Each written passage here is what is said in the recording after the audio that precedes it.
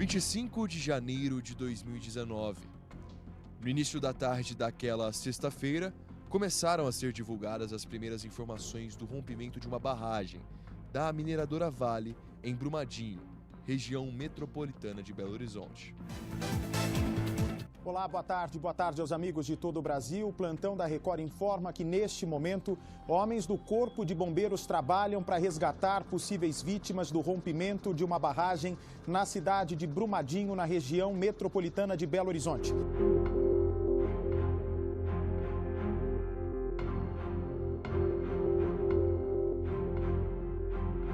A 260 quilômetros de distância, o bombeiro Anderson Passos aproveitava os últimos dias de férias com a família em Juiz de Fora. A foto na galeria do celular, em um ponto turístico da cidade, seria a última antes dos 4 meses de trabalho quase que incessantes em uma das maiores tragédias do país.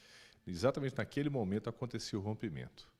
Minutos depois, quando a gente pegou a estrada, eu recebi a ligação de um colega perguntando se havia acontecido um rompimento, e eu tentei falar com o comandante do Batalhão de Desastres em Belo Horizonte.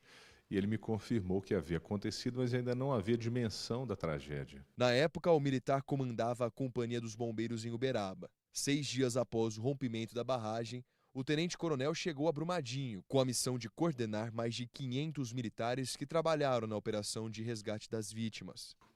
As minhas férias foram interrompidas, eu fui chamado para substituir, e ali fiquei alternando ao longo de alguns meses a coordenação das buscas. Os registros feitos por Anderson com o celular mostram o cenário da cidade durante a operação. A lama que tomou conta da paisagem, a sala de comando, montada dentro de uma igreja, em uma das poucas estruturas que resistiram ao rompimento. A dificuldade dos militares para encontrar possíveis sobreviventes. A localização do corpo de mais uma vítima. E era um cenário realmente desolador, chocante. A cidade toda estava ali enlutada, todo mundo na cidade havia perdido um parente, um conhecido, havia sido afetado o seu local de trabalho, a sua moradia muitas vezes. Então, uma tristeza muito grande e muitas informações ainda em dúvida, as pessoas desoladas. Tudo que foi feito foi naquele ambiente que era enorme, aproximadamente 400 quarteirões de área, e em alguns pontos, tendo 16 metros de lama depositada, a gente poder identificar aonde deveria ser feita a escavação para tentar buscar vida. Eu fui um dos vários, eu diria centenas de colegas lá, que dormimos onde era possível, alimentávamos do jeito que era possível, mas era necessário. Registros que ilustram uma parte importante da trajetória de quase 30 anos de serviço no Corpo de Bombeiros. E agora, um novo capítulo dessa história.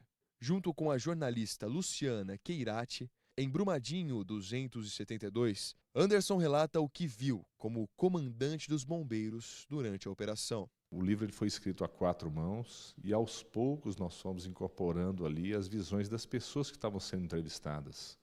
Os familiares, os bombeiros, os voluntários e até muitos sobreviventes. Mas é também uma reflexão sobre a vida de cada um de nós, como a nossa vida é efêmera, como ela pode se perder de repente, mas também é uma homenagem à humanidade, à providência divina, que fez um grande esforço ser integrado para poder dar alento às pessoas que estavam naquele momento precisando de apoio.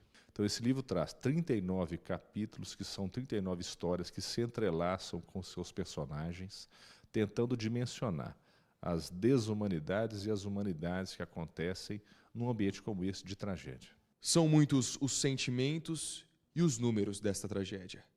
272 vítimas, para o comandante 126 dias na operação em Brumadinho, hoje relatados no livro de 320 páginas.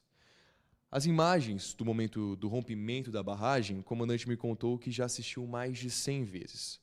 Mas todas as vezes que assiste é mais um novo detalhe, né? De fato, elas são muito chocantes, e a cada vez que a gente assiste, vem o sentimento de que, apesar da dimensão enorme dessa tragédia, um esforço ainda maior de salvamento, de socorro foi feito. A gente gostaria que no futuro não houvesse a necessidade de outros livros como esse serem escritos para tragédias como essa que poderiam ter sido evitadas. E toda a renda da venda do livro será doada a instituições de caridade. Uma das formas de reforçar o objetivo da obra, homenagear as vítimas e manter vivo na memória os impactos do desastre, para evitar que novos episódios como este voltem a acontecer.